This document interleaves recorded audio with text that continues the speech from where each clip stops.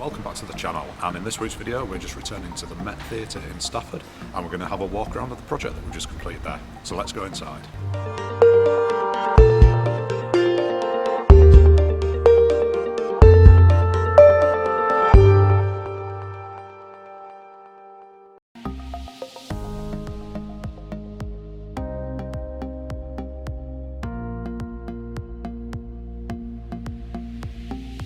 So here we are back inside the Met, and behind me you can see the truss structure that we've installed.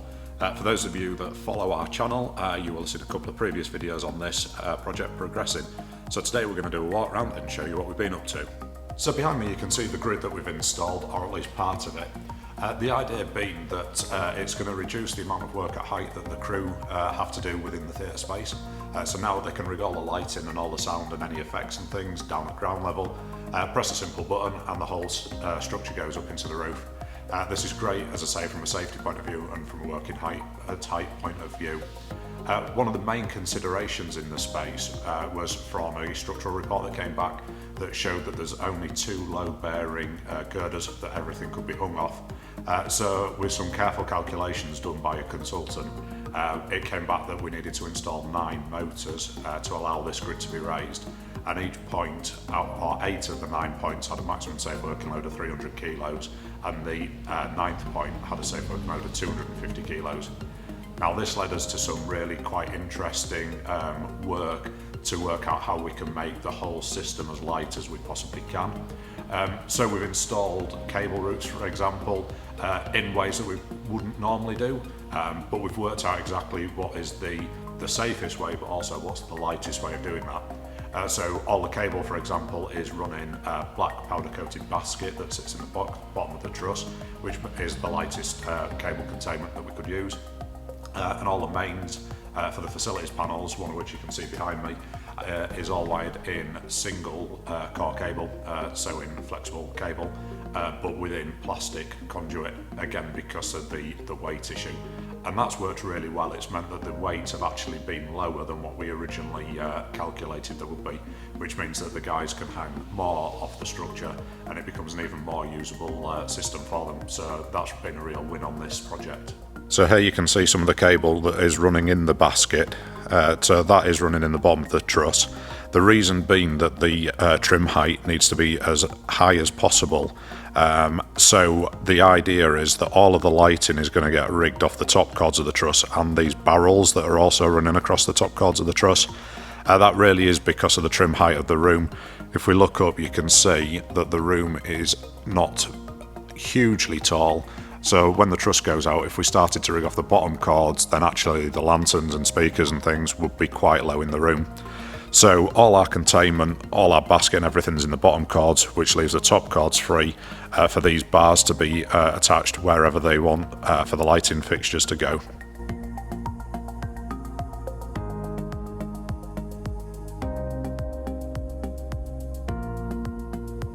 So again, because of the way that the points work and the location of the points, all of them were done on plastic coated steel wire ropes, which allows us to get the pickup point for the motor as low down into the truss as we can. We were originally going to use plates, truss adapters on the top of the truss, but because of the way that the points have landed up with the corners of the truss, then the plates won't actually fit. So as I say, it's down onto plastic coated steels, which again keeps this as low as we possibly can. We've also installed a number of facilities panels, so this is one of them. This panel has got 2 16-amp circuits on, which are fed from a 088 Chile bypass dimmer rack. That's great for them because at the moment there's a number of lanterns that they're using that are still conventional lanterns, so they need dimming, but equally they're going down the LED route and also powering other items as well. Pressing a button on the front of the racks turns these into hot power, so it's proper bypass power. It doesn't therefore go near the dimmer rack, so it means that it is proper power, can be used to power LED lanterns and anything else that you want to do. We've also, on this one, we've got a speak on which ties back into the control room, and we've also got a DMX point. A number of the other facilities panels have also got Cat6A outlets on them as well. Again, everything goes back to the facilities panels, and they're all wired back into a patch within the control room.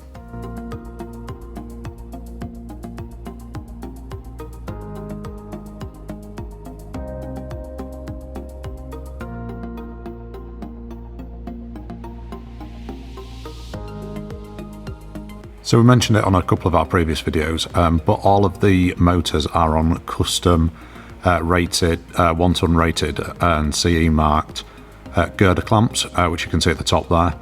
Underneath that we've then got a load cell so that each point is live monitored for the amount of weight on it. We've got the shackle and coming down into the hoists. In these hoists we're using XE-Rise D8 Plus hoists so that we don't need a secondary suspension. All the hoists are 500 kilos rated, so they're all overrated for the job that we're doing anyway, to add even more safety within the system.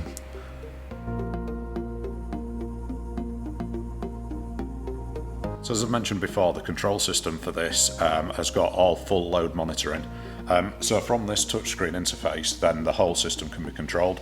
So individual hoists can be controlled, or we've got group control, so that if you select group 1 within the control system, then it'll operate all the hoists. Also on here, it shows the live weights on every one of the 9 points. And we've also got alarms that will go off, so if there's an overweight or an underweight on any of the points, an alarm will go off to tell you that there's an issue and it'll stop the system until that's rectified. We've also got alarms for overload on the motors, so electrical overload. So if that occurs, then again it'll shut the system off and it'll set an alarm off. Also on this remote panel we've got the emergency stop, so anybody who's operating it, if there's ever a problem, they can hit that and the whole system will shut itself down again.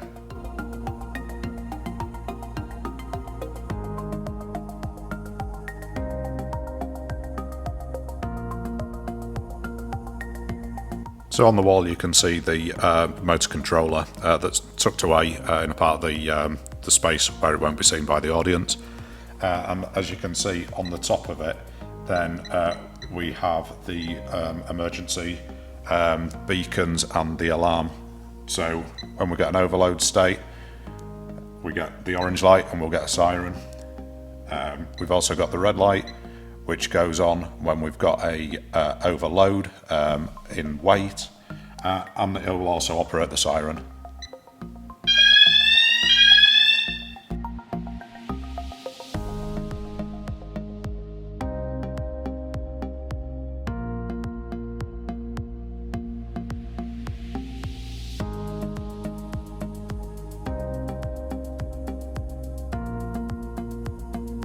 So now up in the control room, and this is the rack that all of the facilities panels come back to. So we've got DMX in there, we've got a couple of DMX splitters, we've got the Cat 6As, and we've also got all the speak-ons. So this gives them flexibility to patch anything from the control room down to any of the facilities panels on the rig, and also the 2 facilities panels that are on the wall down in the main studio space as well. And here in the control room we also have the 088 Chile bypass racks that we talked about earlier.